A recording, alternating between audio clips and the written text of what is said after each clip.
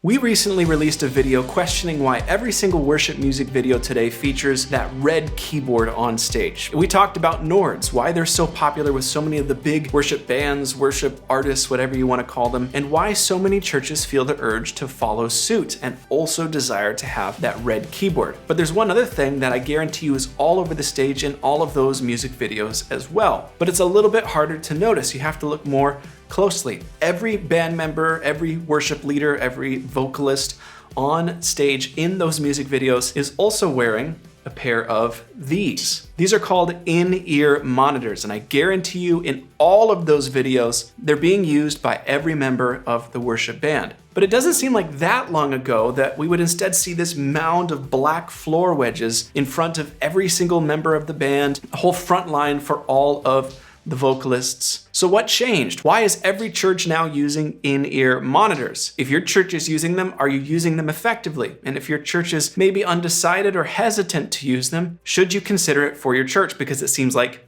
everybody else is doing it. In-ear monitors have been used by professional touring bands for several decades now. And if you're not familiar, it just allows you to have in your in-ears, in these little headphones that go in your ears, a mix of what the band is playing that may be different than what front of house is feeding to the people in the audience, or if you're in church, in your congregation. Does every church use in-ear monitors? I mean, no, not really, but a lot of churches do. So, do in-ear monitors make your band sound better? Well, there's two considerations here. First off, let's talk about those big black box floor wedges that I mentioned just a second ago. That used to be the norm, the standard practice for not just churches, but for all bands. Your band needed to be able to hear each other on stage. And if the stage was larger, if your musicians were further apart, that meant you needed floor monitors so you could feed signal of the other members of your band to the musicians so that the bassist could hear the keyboard player and the keyboard player could hear the vocalist and the vocalist could hear the guitars. Everybody could always hear the drummer. Nobody was putting the drums in the floor monitor. Well, I suppose some people were. Anyways, floor monitors were the way to go for a long time because they were really the only effective option for everyone actually being able to hear what was going on. But in-ear monitors present an alternative solution. The biggest issue with floor monitors is that if you have multiple monitors on stage, and depending on the size of your room, that volume starts to build up. And if everybody has a different mix than what's going on in front of house, then you have all of these mixes that start to compete with each other. This really exacerbates the volume wars problem. And floor monitors can even cause issues with ringing microphones, feedback from the floor monitor feeding into the vocalist microphones. If you've ever been an audio engineer trying to mix a room that only has floor monitors, you understand this difficulty. So, do in-ear monitors make bands sound better? Not always and not automatically, but they do solve for this problem of floor monitors presenting a particular difficulty in some rooms and some contexts, and give the audio engineer more precise control over the volume and nature of the mix in your space. Now, depending on the way your in-ear monitors are set up, it can also give the band members on your team a better idea of the overall sound of the band because they're able to hear everyone more clearly. And we're gonna get into some of the cons, trust me, but if everybody in the band is able to hear each other clearly and is able to find their place in the band, then I think that's a reason that in-ears can actually help your band sound better. But there are some other pros-ish. Before that, let's get really practical. Let's talk about the cost and what you actually need to be able to accomplish an in-ear monitor setup. Now, in today's world, it is thankfully a lot less expensive to set up a personal or in-ear monitoring system than it was 10 or 15 years ago. Back then, you really had to make a substantial investment in pretty groundbreaking industry-leading technology to be able to supply your band with in-ears. Today, there are more budget-friendly options. Essentially, though, you need a soundboard that can send dedicated signals out, whether that's digitally or over an analog signal, to be able to actually feed a specific mix or mixes to the people that are on your stage. So you need a soundboard that's capable of actually providing the outs, the flexibility, and the routing. And then you also need some way for the people on your stage to receive that mix. You can go as simple as a little headphone amp that plugs into a pair of cables, and those get an actual feed direct from the soundboard. That's usually the most cost-effective way to go, though it's not wireless and there are some limitations. To a budget-friendly digital personal mixer like the P16s from Behringer. Those are very popular with churches. I've used those myself and they can give you great results. And then there's, of course, lots of higher-end options that still allow individuals to mix from a physical station. And then there's the option to let everybody adjust their own mix from an app on a smartphone and connect to a wireless pack, which is often kind of the most expensive option once you get into wireless solutions. But what really throws people for a loop, and I'll tell you how I know this in a second, what really throws people off about this whole conversation are the in-ears themselves. Once the routing is in place, once the mixing station or the app or the pack or whatever is set up, what headphones is everyone actually putting in their ears and using on Sunday morning for church? And we've all seen those pictures going around online of folks with their white cable, Apple EarPods just dangling down straight off the front. Looks like they're listening, to music on their phone. That's not what we're talking about when we're talking about in-ear monitors and in-ear mixing. We want something that's actually designed for performing live music, or at the very least has been kind of proven to be up for the task. Here's how I know that this is where people get stuck. We've put out a couple videos of in-ear monitor reviews over the years here at Sunday Sounds. And y'all, you people watch those videos like crazy. That lets us know that this is a problem churches are looking for solutions for. You might be wondering, why do the in-ear monitors or the headphones I use actually matter as long as I can hear everything? This is where the rubber meets the road when it comes to in-ears. Because you're not just listening to music passively as a listener, you're actually engaging with the music as a performer, as an artist, a member of the team, a member of the band, helping to lead worship. So if your in-ears are low quality and the sound is not good, then it's that much harder for you to engage in worship, but also just from a practical standpoint, it's that much harder for you to actually discern the overall sound of the band, or maybe even to hear yourself well enough to feel confident in what you're playing. So this is why the quality, the manufacture, the make and feel of your in-ear monitors actually really makes a difference. This is where it gets really controversial, and I want to hear from you in the comments with what your preference or experience is. I mentioned those 2 budget-friendly in-ear monitor videos that we've done. Those videos are focused on a very specific type of in-ear monitor. These are typically produced in China and they're shipped over in large bulk quantities. Now it seems like most of the time they're available on Amazon. And the whole purpose of these initially was, could we find a pair of headphones that's meant for, maybe for people who run or for people who work out or just people who really like high quality audio, like lots of bass? Could we find a pair of headphones and sort of repurpose them, though they're maybe sport headphones, and actually find that they work well as in-ear monitors? And this kind of spawned a whole genre of different manufacturers realizing, wow, there's a market here for this sort of ultra low budget, but ideally like kind of high quality sounding in-ear monitor, not just headphones, but monitors for maybe listening to hi-fi music, or in our cases, actually performing music with these being our in-ears. Over the last 5-6 years, there's been tons and tons of growth in this market, and you can still find headphones that sound pretty okay, like fine-ish, for as low as like $15, $20. And a lot of those companies have also added like higher quality, more premium models that can run you $50, $100, up to $200 or even more. But that's sort of the ultra budget tier entry. And of course, these are universal fit monitors. And if you don't understand what that means, you have 2 options when it comes to in-ears. You have universal fit, which means it's got a bud like a foam or a plastic or a silicone tip, and it's just designed to fit in, the average sized ear, or you choose a different size tip and it just sits in there and that's it. It's universal. The other option is a custom fit in-ear monitor, or sometimes called custom molded. These are always more expensive. You go to the ear doctor, you get a mold made of your ear, you ship it to the company, and then they actually manufacture an in-ear custom fit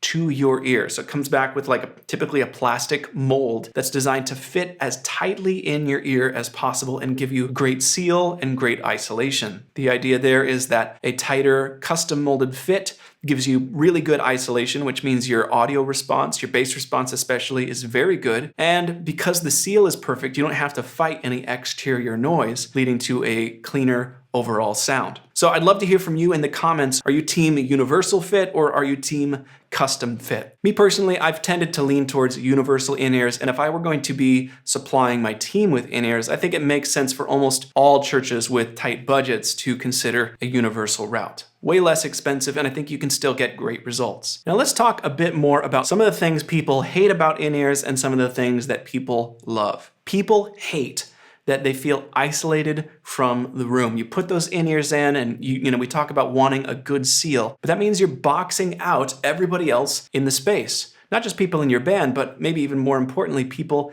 in your congregation. You're not going to be able to hear them, and it can feel very isolated if your mix isn't dialed in. So this is something that people list as a con, as something that they hate about in-ears. And if you've got a band that's never used in-ears before, this is going to be one of the objections you run into. A lot of churches end up implementing like a room mic or two, maybe hanging up the front of the stage or midway through the auditorium, and they give the option for the band to feed a little bit of that signal back into their ears so they have a sense of what's happening in the room. This sounds like a good idea in theory, but in my experience, I found that I almost always end up turning that almost all the way or all the way down because it just sloshes the sound out. You're hearing it a little bit later, it feels like. It just introduces this lack of clarity. And I found that it almost always makes more sense for me, in my preference, to just dial in a great sounding mix of the band and then just trust that that's happening in the room as well. Do you guys use room mics, and do you find that you actually turn them up in your ears? Leave a comment and let me know, because I'm quite curious what you folks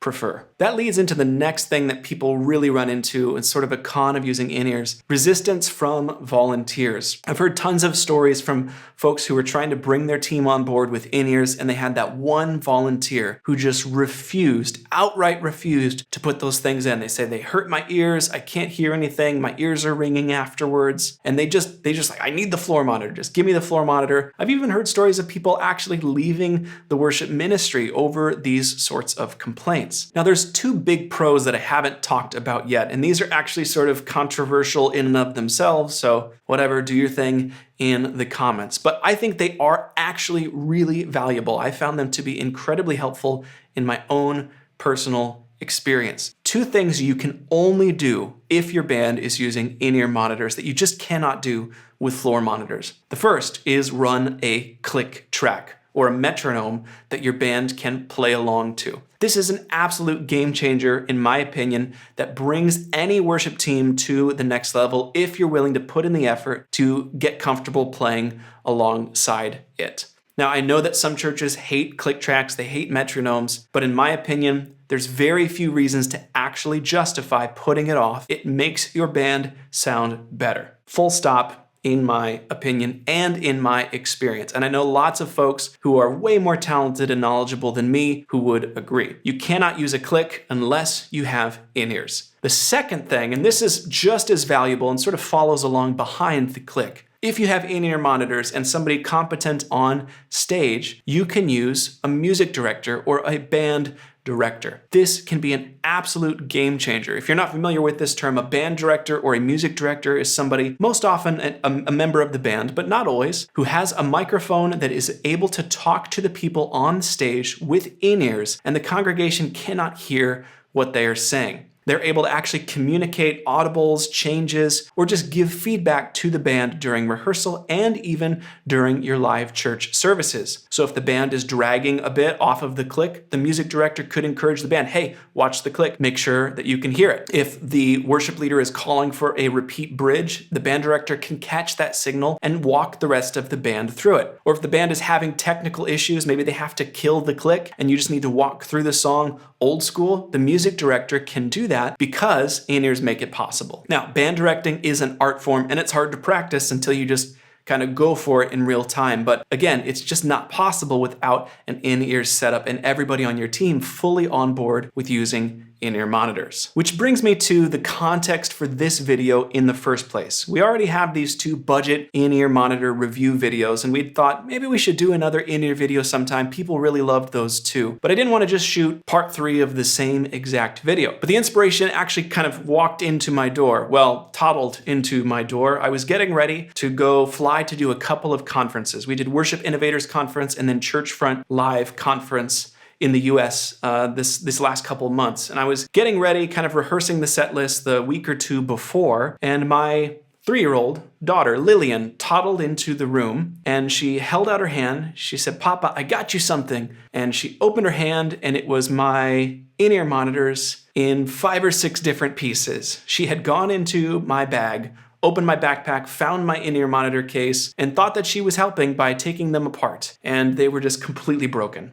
So I had this vacuum, like, oh no, I have to figure out some solution for my in-ear monitors to replace these before I go do these 2 conferences, because I knew that we would have a click track, we would be using backing tracks to fill in the sound of the band, and we would have a music director for these events. And it's so crucial when you do an event like this, or anytime you don't have tons of time to prepare or rehearse, that you can actually get that feedback. So I immediately went online. I was just going to order the exact same model of in-ears again. As I turned on my computer, no joke, I got a notification, an email coming in from a company called Westone. Westone makes in-ear monitors. They reached out and in the email said, hey, we've seen your in-ear monitor review videos. We would love to send you a pair of in-ear monitors so you can try them out. Let us know if you're interested. So I closed Amazon, hit reply, and wrote back, yes, I would absolutely love to check out a pair of your in-ears. So then we talked to the folks a little bit about the different in-ear options that they had available, and they were telling me about this new line called the Mach series.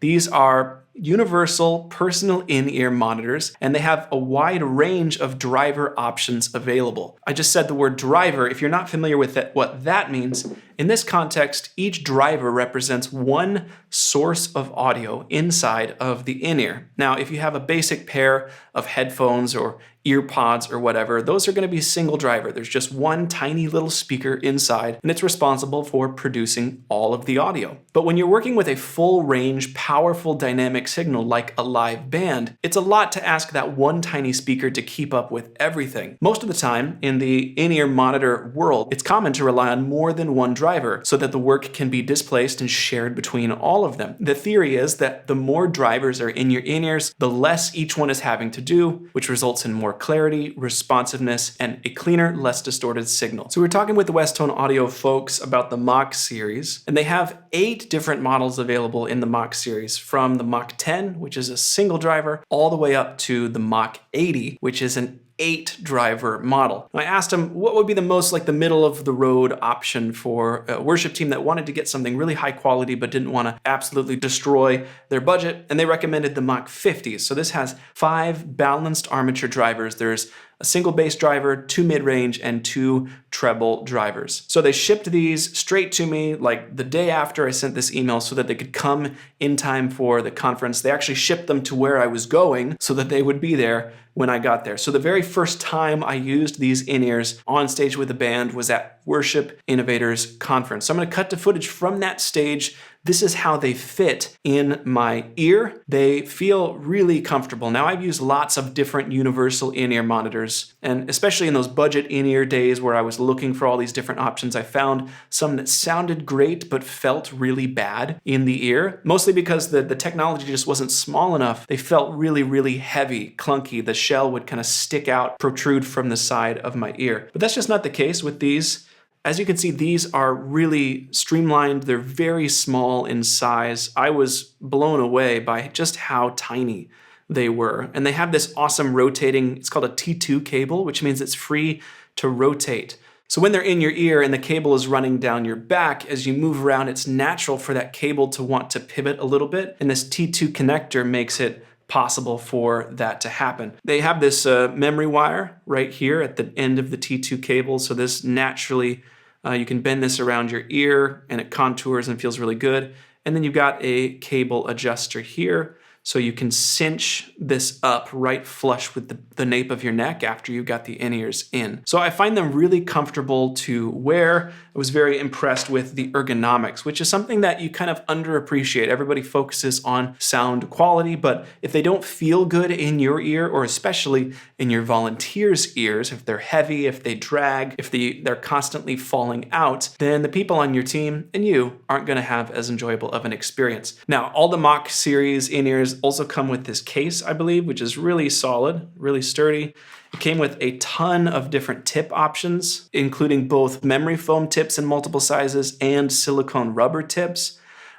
Historically, I've really enjoyed foam tips, but I found that for me here, the silicone tips, because the in-ears were so lightweight, I could get a great seal, sort of a suction feel instead of a pressure feel, which is what you get with foam-based oftentimes. You also have a little tool to clean out the tips, which is necessary if you've got waxy ears like I do. And then you've got space for carrying the in-ears, came with a carabiner as well. And then there's a little vent here on the back to ensure that nothing gets too musty when you're traveling with these. So my impressions of the build quality, the design, and the ergonomics were good, but none of that really matters in the end if the in-ear monitors don't actually sound great when you're on stage. When I took these to that first sound check rehearsal for Worship Innovators Conference, we had a really full band. We had drums, bass, of course, 2 electric guitarists, both Brian and Brad from Worship Tutorials. Shout out, guys. We had an acoustic guitarist, or sometimes a couple acoustic guitarists. We had a band director. We had click, guide, tracks, and multiple vocalists. And then I was on keys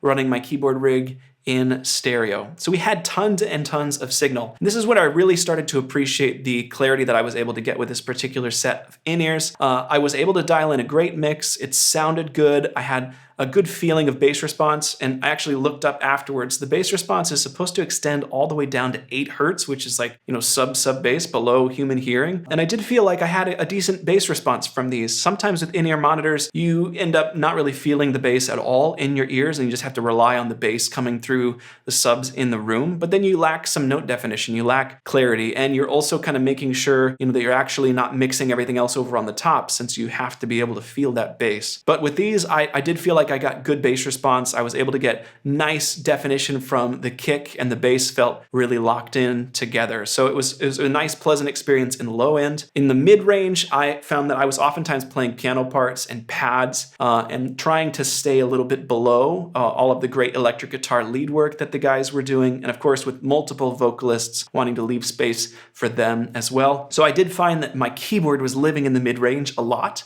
trying to stay out of the way of those other people. In this case, because I had a stereo signal, I didn't need to boost the volume of my keyboard sounds as much as I maybe would have with previous sets of in-ears that I've owned. Especially some of those budget-friendly in-ears, I do find that I really have to turn the volume up quite high to get enough definition from all of the different members of the band. With these, I didn't end up with really sore ears after playing 7 different services over 2 days. I really do attribute that to the clarity that I was able to get, and I didn't feel I had to just absolutely crank myself to be heard. And the same is true of the vocalist and especially the band director. We were relying on the band director pretty much nonstop through this conference because we had so little time to come together as a band to practice, to rehearse. Sometimes we didn't even get to sound check before a particular service. So being able to hear the band director's audibles very clearly, but not have him so loud that it was kind of dominating the musicality of the band. It was nice, and I was able to get that clarity from his spoken voice, even without him being super, super hot in my mix. So that was really nice. And then on the top end, we had Bradford and Brian from Worship Tutorials playing some really beautiful glassy electric guitar parts. And the drummer had really nice, dark, sort of washy cymbals. And I did feel that these in-ears really delivered the highs nicely. And the top end of the vocalist, there was clarity, but it wasn't so bright and chimey that it ended up fatiguing my ears over time. In the end, I felt that these in-ears were really comfortable to wear, and they also were really comfortable to use. Less ear fatigue than I've had with all those Amazon-style budget in-ears that we've talked about and reviewed before. But there's also a higher cost with something from an established brand like Westone Audio. Those 5 drivers make a huge difference, and the ergonomics really made it a pleasant experience. But there's more of an investment here than those things that you can find on Amazon. Do I think that the budget-friendly options are still worth considering? I think if you're trying to choose between doing this in the first place or not doing it at all because it's just not affordable, yes, I think it's still worthwhile to consider going with one of those ultra budget-friendly options and getting that next step underway. But if I were going to submit a budget proposal for in-ear monitors that my band was going to share, and then I'd get everybody their own sets of universal tips so that they could just pop them on anytime they were going to use the ears, I think it makes sense to consider the longevity of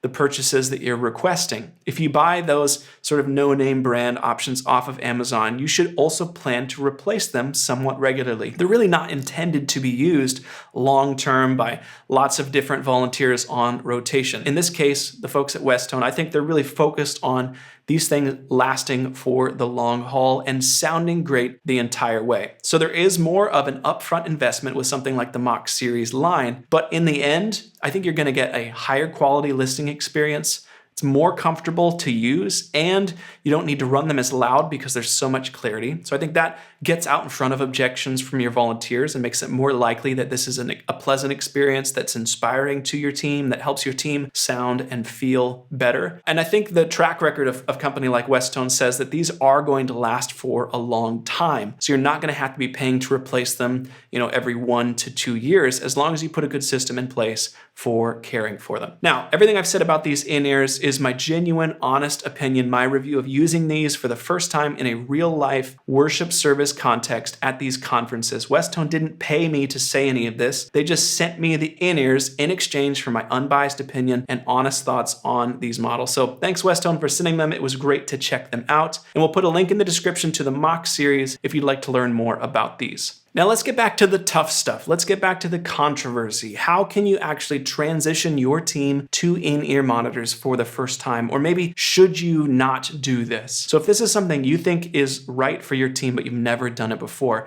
I'd encourage you to take your time, come up with a plan, invest in the right gear, not just the least expensive or the most popular gear for your team, and then make sure you cast a vision to your team about why you're doing it. If you're going to be implementing in-ears and you don't give any explanation as to what will change, what they'll need to get used to, and what you think it will improve, it's going to be a lot harder to get people to buy in. I also want to say this, and I think a ton of churches miss this step. People think we want to use a click track, so we need to start using in-ears. And so what they'll do is they'll install a whole new monitoring system, they'll get everybody in-ears or have people bring their own, and they'll show up for that first rehearsal or sound check with the new system, and they'll say, all right, here's the click track. And so they're introducing 2 new things at once, not just the in-ear monitor system, but also the concept of playing along to a metronome or click. Now, like I said earlier, I think playing to a click is one of the biggest things you can do to level up your team, but you don't need to go from 0 to 100. I think you shouldn't go from 0 to 100. If you're going to implement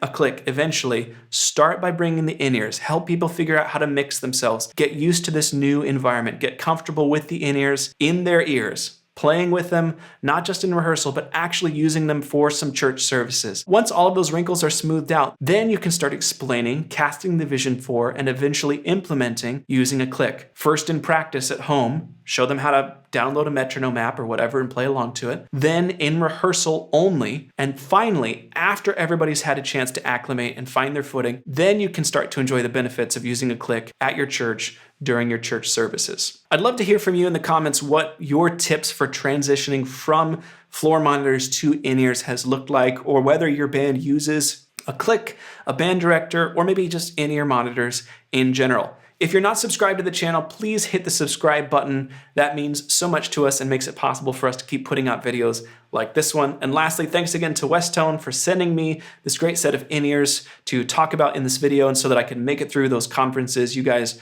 really came in clutch and saved the day. And I would recommend the mock series to you if you are looking for a new set of universal in-ears. We'll put a link in the description to the different options we've talked about, including to the Westone mock series.